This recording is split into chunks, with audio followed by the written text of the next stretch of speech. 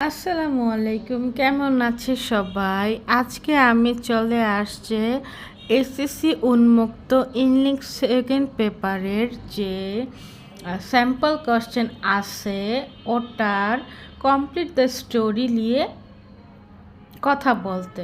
তো প্রথমে আমাদের কমপ্লিট দ্য স্টোরিতে ছিল ইউনিটি ইজ স্ট্রেংথ।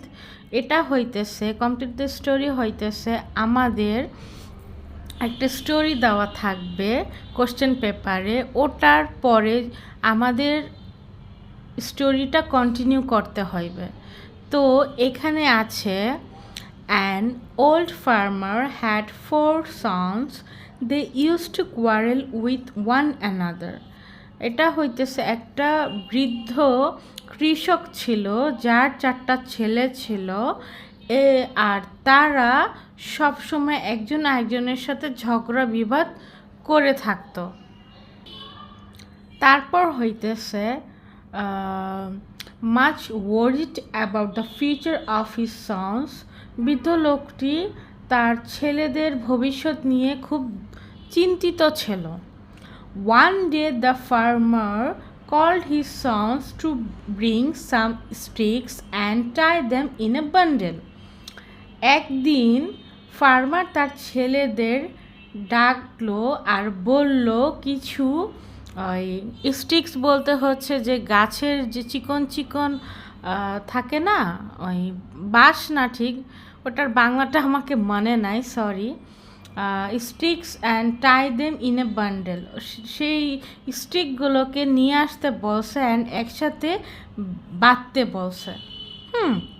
এতটুকু কিন্তু কোশ্চেনে দেওয়া আছে, যে আমি আন্ডারলাইন করে দিছে। এরপরে এখন এরপরে যে স্টোরিটা আছে, এই স্টোরিটা আমি আর বলবে না, এটা গাইড থেকে দেখে লিও তোমরা, ওকে। এরপরে আমরা দেখবে dialogue, importance of reading newspaper. Importance of newspaper, এটা তো অবভিয়াসলি আমাদের লাইফে খুব ইম্পর্ট্যান্ট। নিউজ পেপার এসেনশিয়াল, না হলে আমাদের দেশের বাইরে যে আপডেট এগুলো আমরা জানতে পারবে নাই। আর হইতেছে ডায়লগ আমাদের টেক্সট বুকে আর হইতেছে ওই গাইড বুকে আসে, ওখান থেকে আমরা পড়ে নিবে, ওকে। এরপরে ওখানে দেওয়া আছে প্যারাগ্রাফ ট্রি প্ল্যান্টেশন, ঠিক আছে, এটাও আমরা গাইড থেকে দেখে নেবে। এরপরে আছে আমাদের কম্পোজিশন, যেটা রচনার বলে কিন্তু রচনা থেকে একটু ছোট হয়।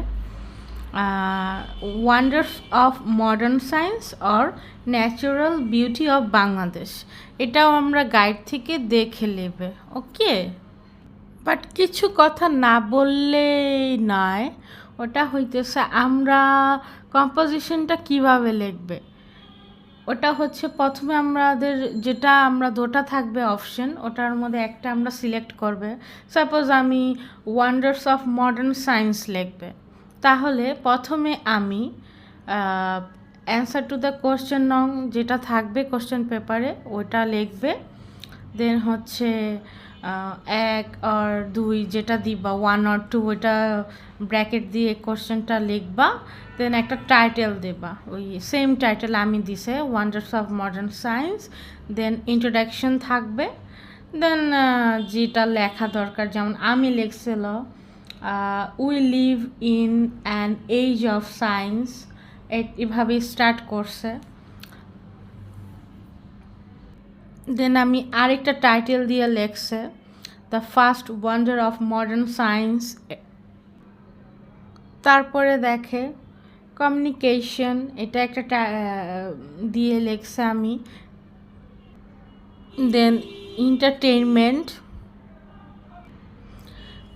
দেন advantage of human science, time savings, তারপর হচ্ছে কনক্লুশন, ঠিক আছে। এরপরে আছে application, application for increasing common room facilities.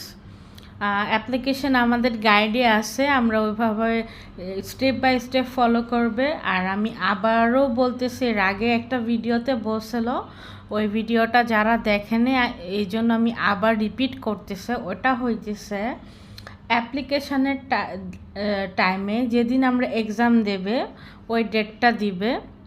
দেন হইতেছে অ্যাপ্লিকেশনের জন্য আমরা কোনো মার্জিন করবে না, কোনো স্কেলিং করবে না আমরা। আর চেষ্টা করবে অ্যাপ্লিকেশন এক পেজের মধ্যে ফিনিশ করতে। প্রথমে কোশ্চেনটা ভালো করে পড়বে, কোশ্চেনের মধ্যে কী লেখা আছে ওটা দেখবে, প্রিন্সিপাল লেখা আছে না কোঅর্ডিনেটর না যেটাই থাকবে। প্রথমে ডেটটা দেবে টু দ্য প্রিন্সিপাল আর দ্য কোঅর্ডিনেটর। দেন যদি স্কুল কলেজ যেটার অ্যাড্রেস দেওয়া থাকবে ওটা ওখানে বসায় দিতে হবে। আর যদি কোনো অ্যাড্রেস না থাকে তোমার মতো করে তুমি দেবা, বাট তোমার কোনো স্কুল কলেজ তুমি যেটাতে স্টাডি করে ওটা কিন্তু তুমি দেবে নাই, ওকে। দেন হচ্ছে সাবজেক্ট তো তোমার কোশ্চেনেই দেওয়া আছে, application for increasing common room facilities, ওভাবে সুন্দর করে একটু অ্যারেঞ্জ করে লিখবে। দেন হচ্ছে dear sir or respected sir, comma obviously. Then আমাদের বইতেই আছে, যাদের ইংলিশে গ্রামারে প্রবলেম বা একটু হার্ড লাগে ওরা একটু মেমোরাইজ করে নেবা। যেমন এটা সব জায়গাতে লেখা থাকে almost, we comma are the students of your school. হ্যাঁ, এইভাবেই কিন্তু লাইনটা স্টার্ট হয়। আর লাস্টে তো আমরা জানি তোমার নাম যেটা দেওয়া থাকবে ওটা দেবে, না হলে তোমার মতো করে একটা নাম দিয়ে দেবে, ঠিক আছে। এই তো আমি আর ভিডিওটা বেশি লং করতেছে না। আই হোপ তোমরা স্যাম্পল কোশ্চেনের সব ইচ অ্যান্ড এভরি অ্যান্সার পেয়ে গেছো। কোনো কোশ্চেন থাকলে আমাকে কমেন্ট করিও। ওকে, আল্লাহ হাফেজ।